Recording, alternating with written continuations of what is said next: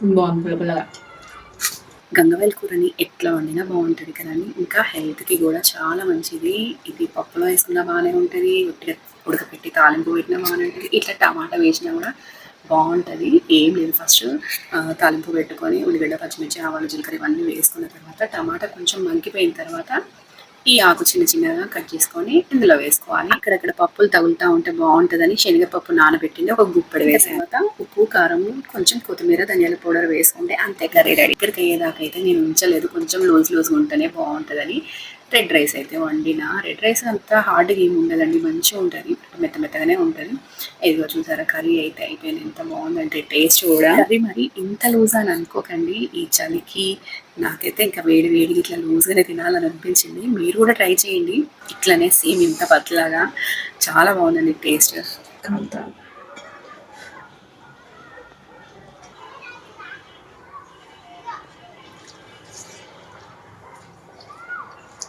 బాగుంది పుల్లపుల్లగా.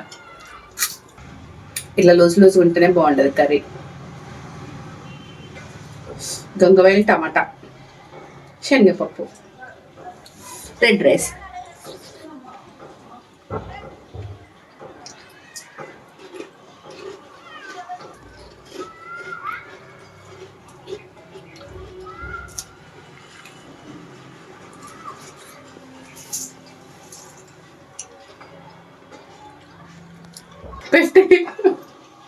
చాలిగా